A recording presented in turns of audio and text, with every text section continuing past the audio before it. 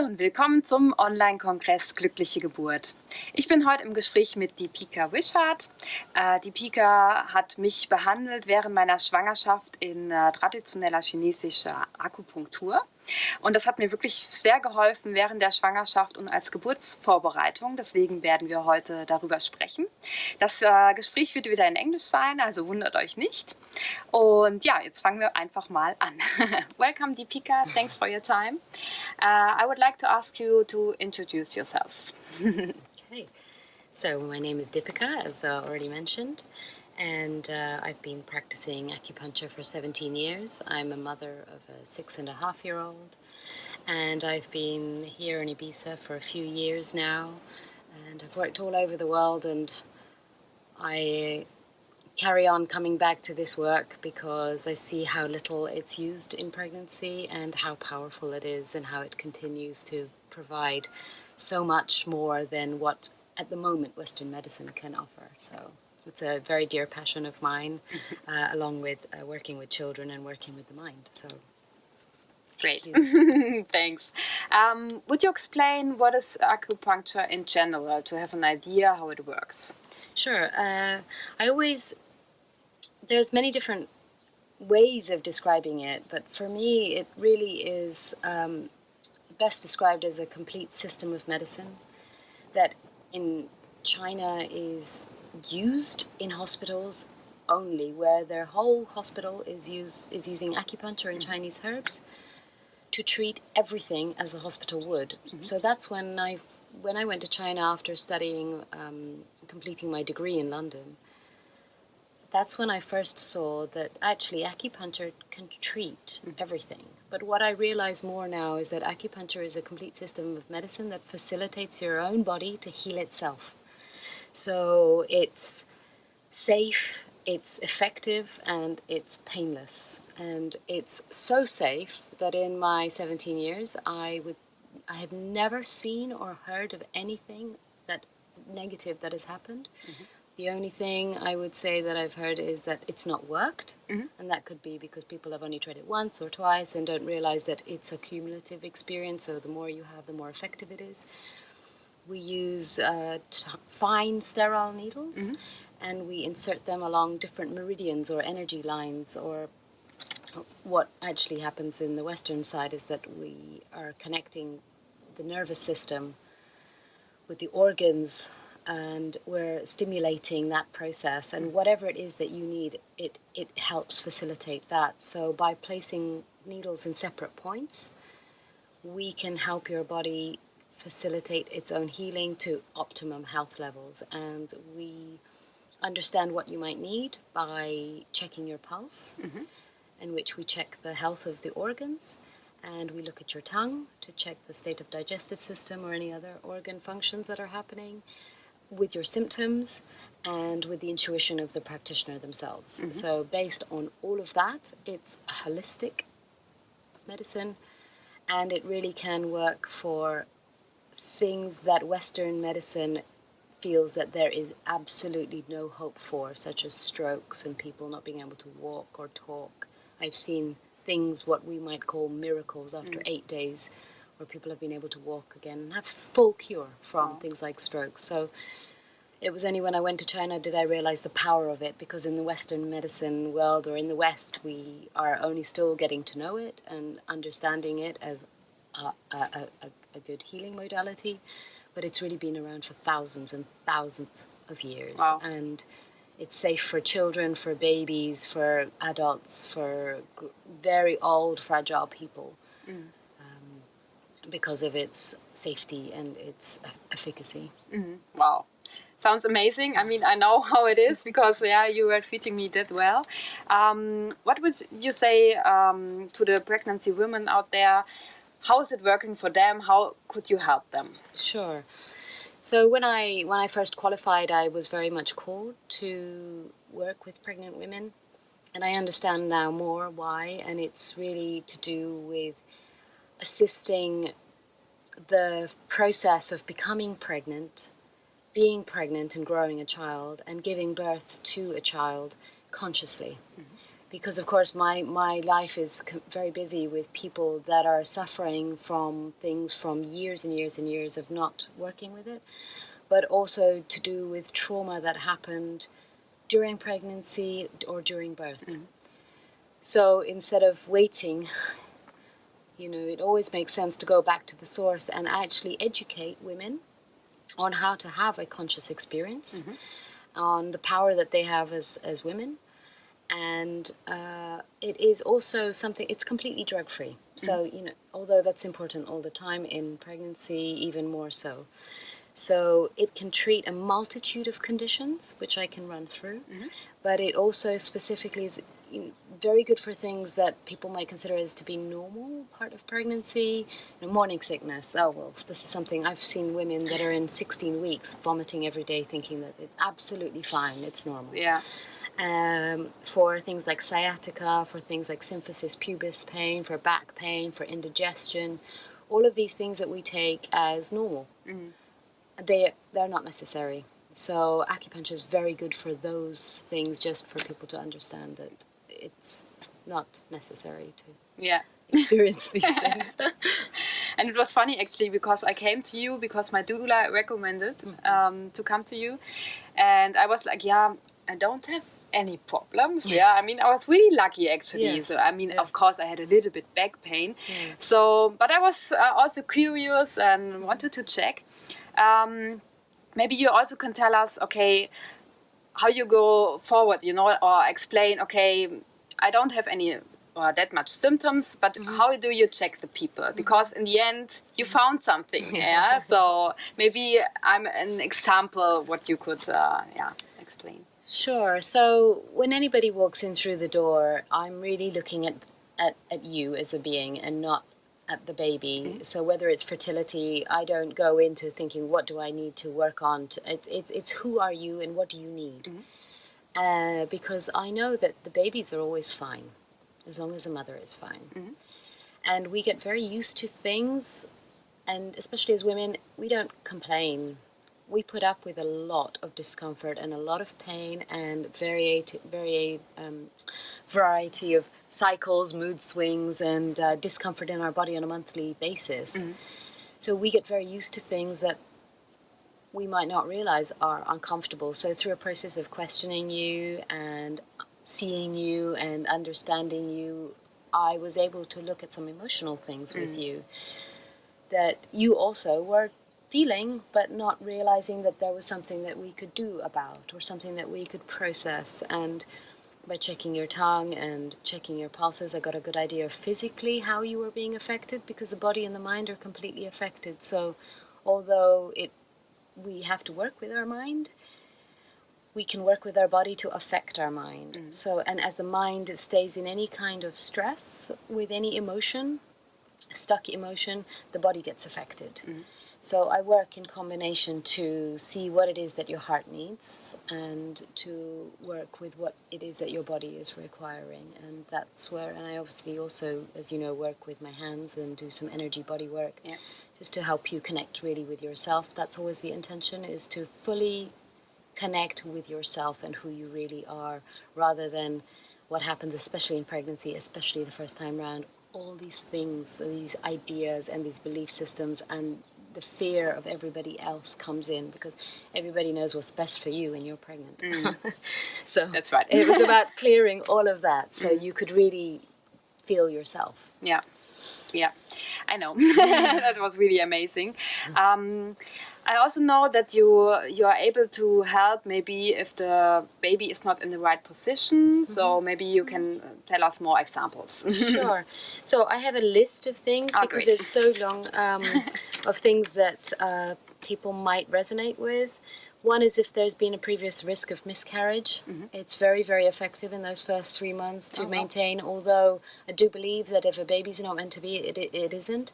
But if there's a physical reason, or if there's an emotional reason behind that, it can really help support that first 3 months, because what you think and what you fear often manifests. So a risk of miscarriage. It's also great if maybe someone lost already the baby. Yes. Yeah. Okay. Yes, absolutely. Yeah. To then carry on and to heal this aspect. Great. Absolutely. heartburn, constipation, hemorrhoids, all these lovely things that we get, bladder infections, pain in the body, leg cramp, shoulder tension, fatigue and exhaustion, anemia, which a lot of us women are just prone to, insomnia, anxiety and depression, vaginal discharge, itching of any kind, sinusitis, hypertension, edema, which is bloating with water in the body, and as you mentioned, breech or posterior positioning, and this one I have very good examples of because I've worked with this a lot. Okay. So there's a classic protocol that we use, which is to have treatments in the process of 10 days. And normally I'd be seeing these women anyway, but if I'm not, it's 2 treatments in 10 days, which I do. And then in the meantime, for those 10 days, I give them a stick, which is called mugwort. It's made out of a herb called mugwort. Okay. And the process is called moxibustion. And I teach them how to use the herb on top of certain points in the body to help the body remember what positioning the baby needs and to activate that. So we don't know the exact mechanisms because that's the beauty of natural medicine, is that it's really unique for everybody. But these points particularly affect the uterus and the positioning of the baby. So I have seen this as a successful treatment many times, especially if it comes earlier, even often when it comes later, because there's just a little bit of an assistance that the baby needs.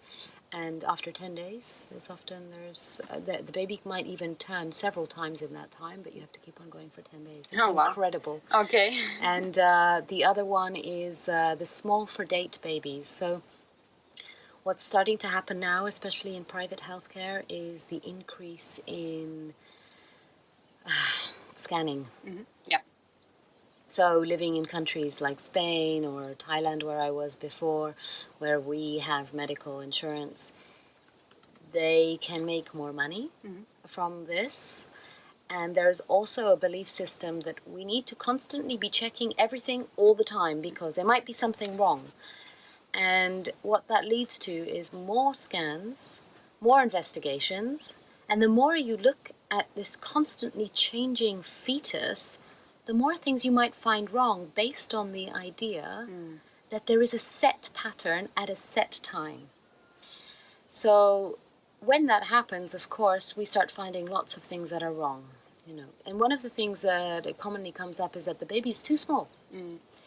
And so then that, of course, upsets everybody and the mother and makes them fearful, and then they start going into every 2 weeks of scanning. And so I had a particularly powerful case, and she came in, she'd had miscarriages, the pregnancy that she was having was staying, but during her pregnancy she experienced a lot of stress. She was a banker, so she was running around a lot and working a lot, and she lost her father in this time, who she was very close to. So all that emotional stress does affect the baby, and there's nothing wrong with that because life continues, but it's about being aware that this extra stress is going to affect me and my baby. So she was told her baby was too small. So I gave her advice on her diet, such as eating some more nourishing, healthy, more filling foods, to rest more, especially at certain times of the day, and to slow down. And then on top of that, I gave her the same protocol of using the moxibustion, and asked her to use that every day for 10 days and treated her twice. And in the next scan, the baby had grown to normal size. Wow. So I always encourage clients to share this with their doctor, not me, but the fact that they're using acupuncture to work with something that the doctors have no idea how to deal with because of lack of knowledge and education. It's not their fault. Yeah. So there are ways with Chinese medicine to affect pretty much everything when you're pregnant. And that's the power of it, really. And because you're pregnant, you're so much more sensitive and need much less stimulation. Okay. So this would be my next question. Would you say, how much treatment do they need? I mean, of course, it's different to the people, but they can start in the early months. You said, Sure. in the from the beginning on, but is it like, okay, you have to go once a week, or of Sure. course it depends, but maybe Sure. you have like, Sure, so it does vary. So it also depends on the way that somebody works. If they're doing just traditional acupuncture, where they're putting in a few needles, those people might say you need to come every week for a few weeks, Okay. and then again every shift of trimester. Okay. With the way I work, with the treatments that I do, you might need to see me every few weeks. Okay. Because I give you homework and things to do for yourself. In the meantime, I like to empower you to help yourself. So it really varies, but if there's nothing specifically wrong, then every month is perfect. Yeah. And then it can be something that, well, what happens is we go into the pre-labor time where, you know, we have this idea that it's 40 weeks, but of course 42 to 43 weeks is also possible. And so in the few weeks before, I would say starting from 36 weeks, I encourage women to come maybe weekly or every 2 weeks. And this is great for supporting the body and the emotions, even for third-time mothers. And to ripen the cervix and prepare the pelvis for birth. Do a lot of softening, especially for first-time mothers. Yeah, it was great. And to promote positioning of the baby, you know, to make sure that the baby's dropping and it feels comfortable and there's space inside your body, because often what happens, and I think you experience this, is this kind of congestion that starts to happen upwards, and the body's holding you upwards like this, and actually what we want is a downwards movement and the space between your chest and the baby, so you can breathe, and so the baby has space to drop as well. Yeah. So this is very good, and it's also very good to just really boost the stamina and the energy levels for delivery, whenever that may be. Yeah. So that's also a similar protocol. That You have a personal experience, right, with the due date and yes, when well, your son came. yes, my son came at 42 and a half weeks. Okay. Yes, Yeah. so I've experienced exactly what happens because I had a beautiful pregnancy.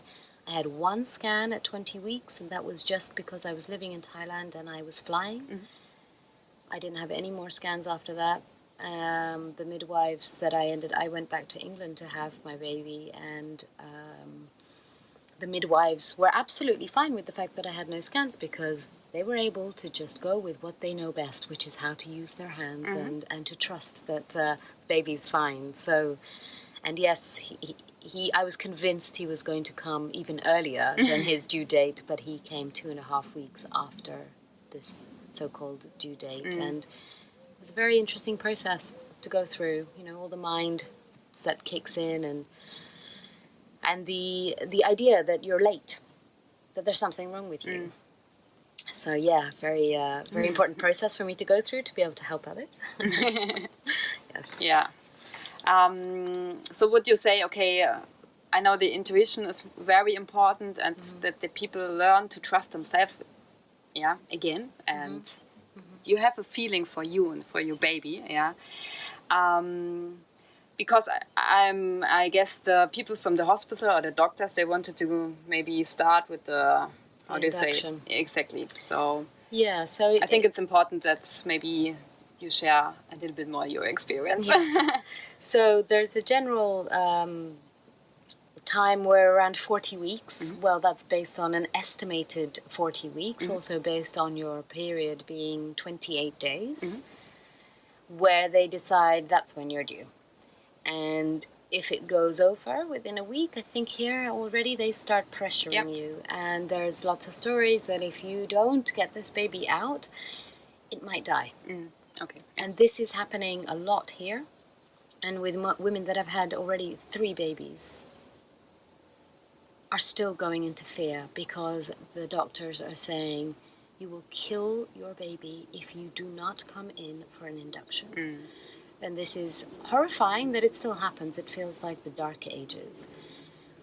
So because I knew for myself that I was fine and I wasn't worried, it was only my head that was getting caught up in the story.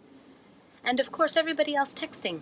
Yeah, sure. Where's the baby? Is everything okay? Where's the baby? Where's the baby? So I switched my phone off. And I really sort of started to experience that I also had fear, I had discomfort, I didn't know how to completely relax because I was also getting a bit impatient. I went to stay with my mother, which wasn't the best possible option for me at the time because of her own fears around birth and her previous experiences.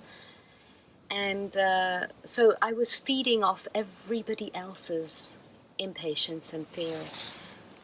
And with regards to what I see, it's the same story. We basically forget that there has never been a story about a baby that's killed itself inside the womb because it didn't come out, because we didn't push it out.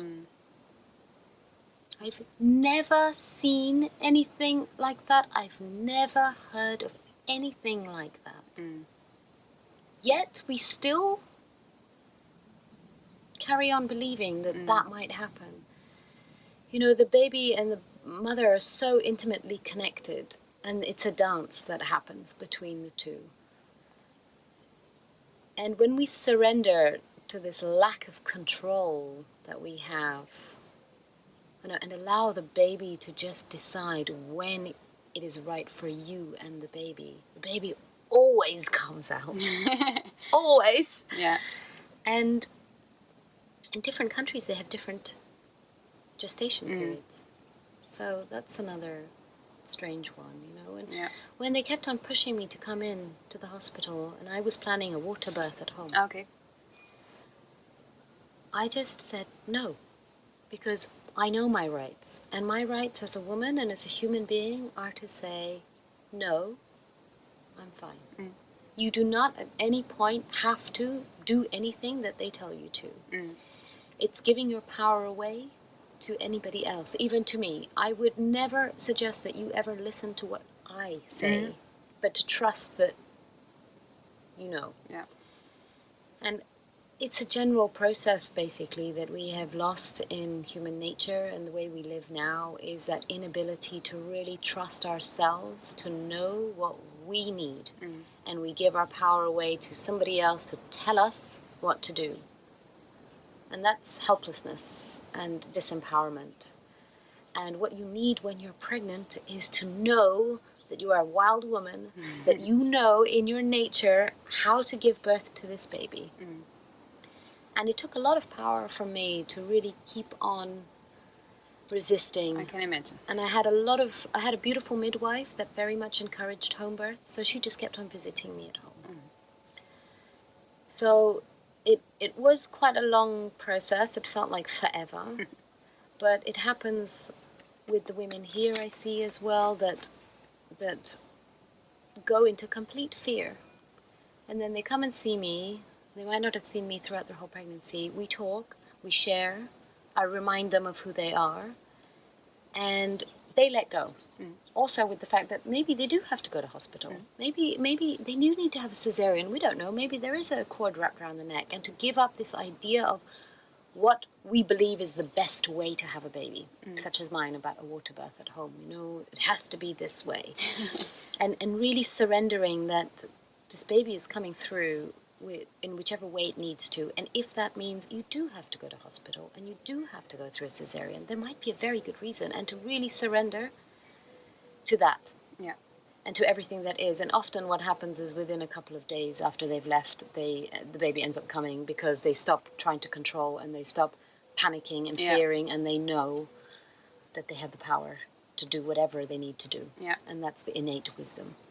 So it's an incredible initiation as a woman, actually, to have this experience. And I will actually bring in that story about the cat. Now it seems appropriate. So a few weeks ago, this cat that came with my house, which I had resisted for 6 months, and we actually entered a little bit of a fight because I didn't want her because I'm not a cat person. And a few months ago, I realized she was pregnant, and I could feel that. And I didn't want to believe it because I didn't want kittens. And I hadn't really given it any thought for a while because I had no idea when she would give birth. And I had friends over for 2.5 weeks, and I had my son over as well. We were all together in the house. It was a very full house. And the day that they all left, my son went to his father and my friends left, I thought, oh, great. Quiet. Time to myself. And as soon as I thought that, the cat started meowing and making very strange noises, which to me was a clear indication she was about to go into labor, which of course I panicked about because I'd never been around a cat that was giving birth to kittens, and my mind kicked in, oh, what do I do, and how do I, and what if there's 6, and oh my goodness, what if there's blood, what if one dies, and I don't know what to do, how am I going to help her, to have this experience? So I went on Facebook, I've called up some friends that had worked with cats, and I had all my support system around me, which is exactly what we do as pregnant women. Okay, so in the end, I've got this knowledge and this information, and they just told me, it's okay, she knows what to do. Just help her find a safe place in the house where she can do that. And I thought, what is that?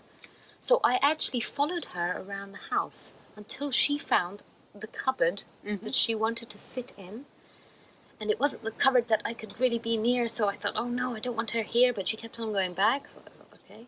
And she crawled into the cupboard, and I just waited, and nothing was happening. So I left because I thought, okay, actually, what does a woman need when she's about to give birth? And that's peace and quiet and darkness. So I left. And not long after, I heard the first squeaks. And I went downstairs, and she had already licked the placenta off and eaten the placenta of the kitten, which was what I was told to check. And she was already feeding this baby. Wow. And it was in that moment that I saw what Mother Nature is capable of and the wisdom that we have within. It was awesome. I mean, awesome is really the right word for it. And I just kept on checking, and then, of course, again, the fear kicked in because I knew there was more coming, but I didn't know what to do with them. And when was it going to come? And again, what's the timing? So the internet says, it could be few in an hour, one every hour. Hours passed, and there was no kitten. So again, I went into fear about maybe something's wrong, maybe I need to do something. I actually did do some acupressure on her.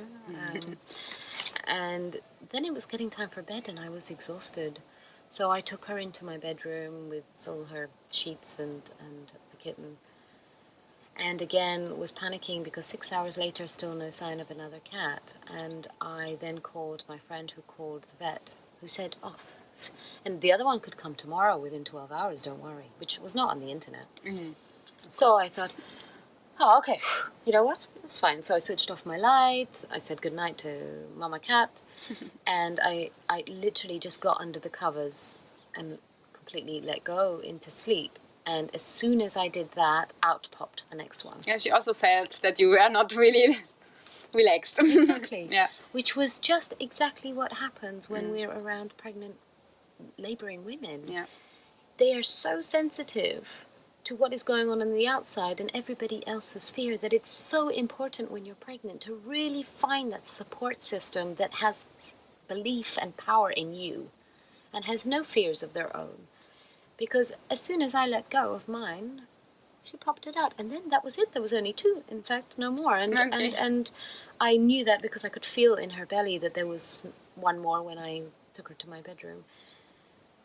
But it really showed me how much of my own fear was coming out, as though the cat did not know what to do, because she had no cat telling her what to do. She had no doula, she had no midwife, she had nobody. And if anything went wrong, we would just have to deal with it. But that's the idea, that something has to go wrong and that we need doctors to help us. Whereas this cat had no problem, and she has continued to feed those cats, nurture those cats, be with them. She is an incredible mother to these kittens, and our relationship has changed greatly since I've been in this process with her. I feel a deeper bonding with her because we have an understanding, especially when she looked at me with these 2 kittens stuck to her, and I said, yeah, welcome to your world now of being in service to your children. So it was really a very profound experience to just remind me of the wisdom that we carry within us.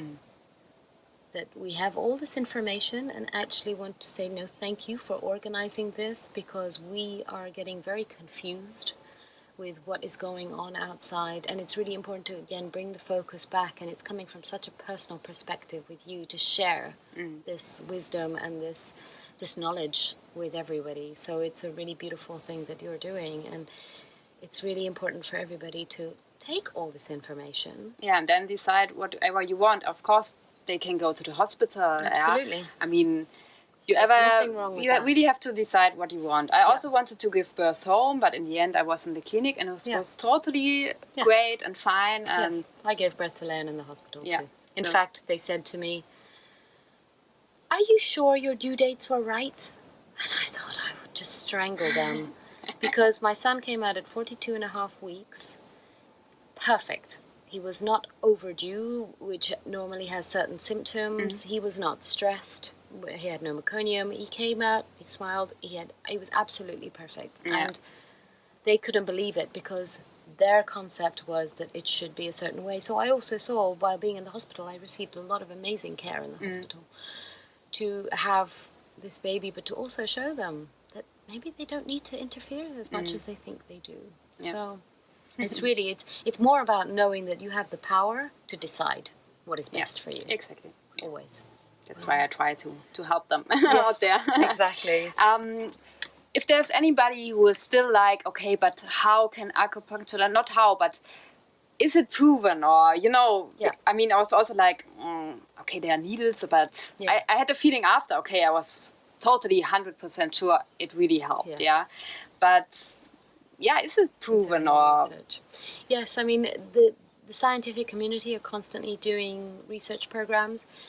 The difficult thing with anything that's holistic and based specifically on you is that according to the research protocols, we don't have the most fair studies because what you need in comparison to what you need if you have morning sickness is actually different. Yeah. So if we start using the same points to compare, we're not getting a fair study, but however, from a research perspective, we are. So for me, the best research that I have seen in terms of what it can do for pregnant women is through my teacher.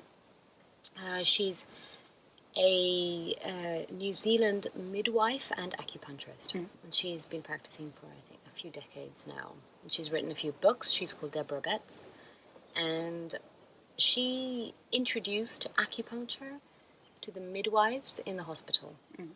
Just for them to know a few points that they could use, especially in the pre-birth stage, and not having any specific idea or making it too rigid. And she said that all the midwives said that it should be offered to every woman, because the two things that they noticed with all women was that it increased the chances of a natural, efficient labor, and it reduced the intervention rate, including the C-section and induction. So that was a general overall perspective that this is very, very helpful for women, especially in a hospital setting where all of them are getting this acupuncture.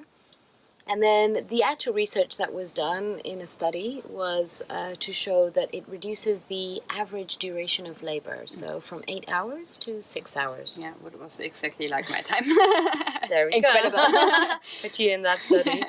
Yeah, so there is that. There is also more and more studies about nausea and morning and heartburn and all these other ones that are being done constantly. All you have to do is Google them, and you will find a huge amount of studies that are being shown that it works. However, when anybody asks me, I say, try it. Yeah, exactly. Then you know. It's like anything, isn't it? So, it's a whole system that can be used. And what would you say, how can they find a good acupuncturist, or how should I say? Because of, I had you here in Ibiza, because my doula recommended you, but do they have to look at traditional Chinese acupuncture, or is there any difference? Or No, there's many types of acupuncture Okay. too, because it's an art form. Okay. So there is Japanese acupuncture, Ah. there's Korean acupuncture, there's traditional Chinese acupuncture, Okay. there's 5-element acupuncture. didn't know that. And they're all incredible types of acupuncture, Okay. and they're all different. Okay. So we have the same meridian points, but some forms might even use hands, some might okay. use feet. We have scalp acupuncture. So it's really difficult to say from that perspective. It's also really difficult to say, oh, they must have a degree like I did. I did a 3-year full-time science degree.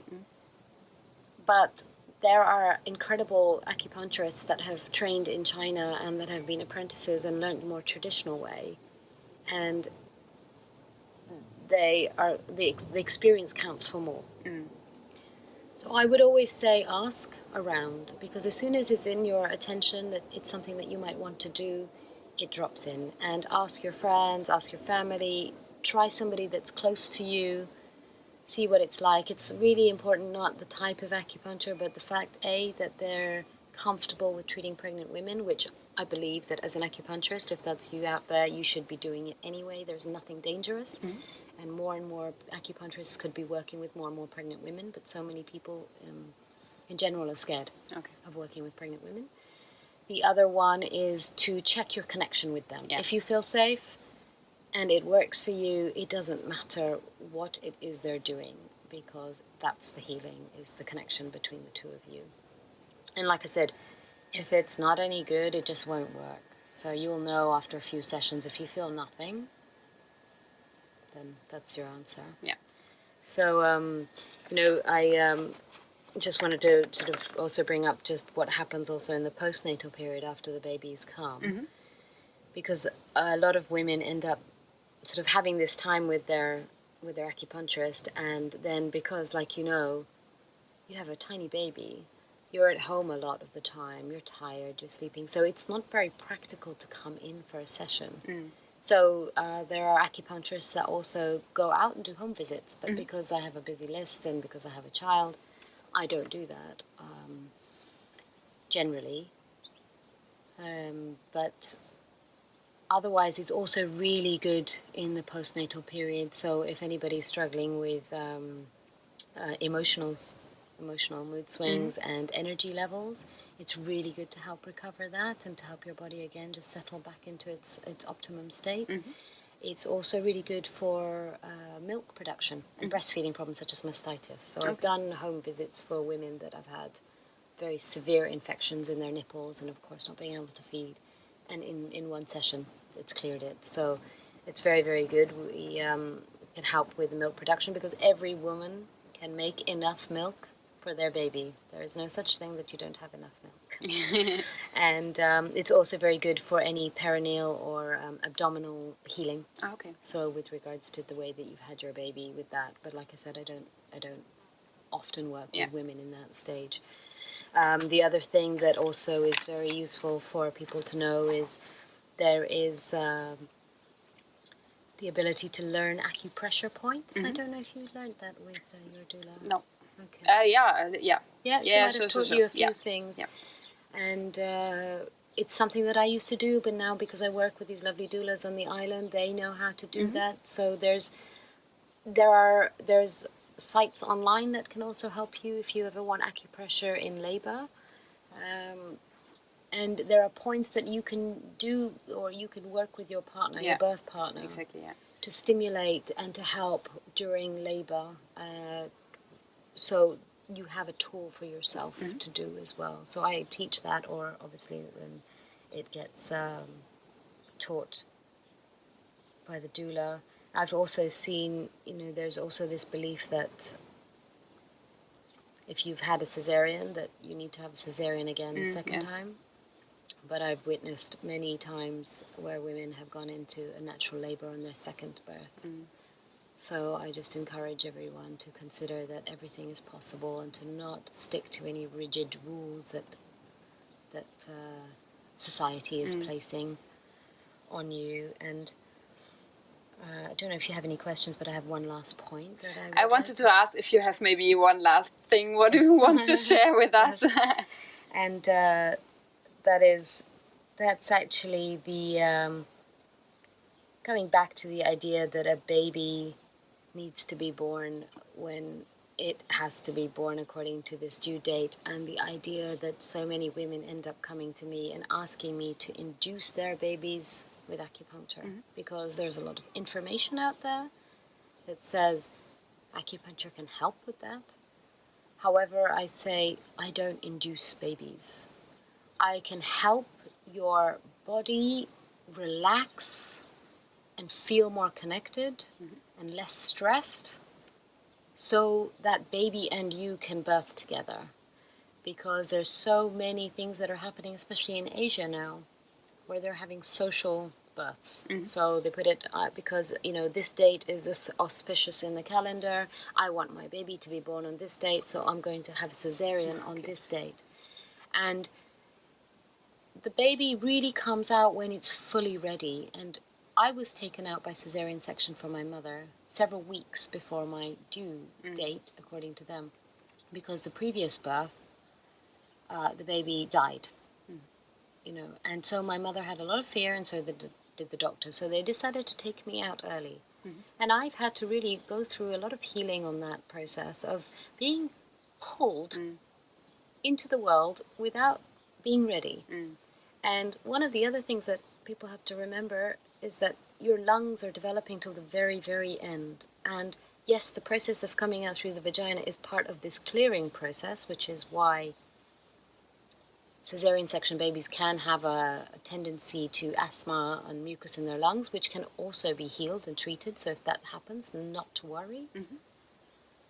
But there is a reason for that baby to stay in until the moment that it's ready, and that's really due to its development, its emotional health, and to really allow yourself to surrender to this process, to not get fixated on an idea that you're ready. It needs to come out because it's all based around fear. Yeah.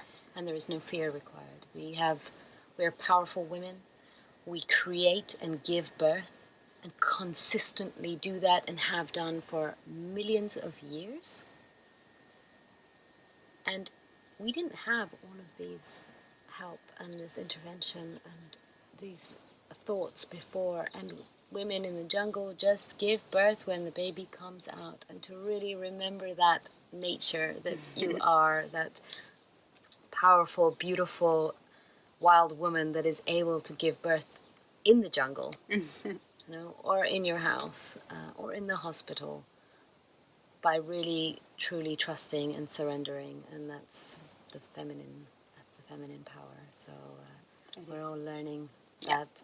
Yeah. So yes, I really, this is so important for everybody to know. So. Yeah, to know and to understand, and to trust. Exactly. Yes, trust and surrender is our two favorite words. Yeah, great. Thank you so much. It was a pleasure to talk to you. It's so great to have all these informations and so helpful. Thanks a lot. Thank you very much for inviting me. Yeah, it's a pleasure. Thank you. Ich hoffe, es hat euch gefallen und ihr habt einen tollen Überblick zur Akupunktur. Ich kann es wirklich nur empfehlen und ja, vielen, vielen lieben Dank fürs Zuschauen. Bis zum nächsten Mal. Tschüss.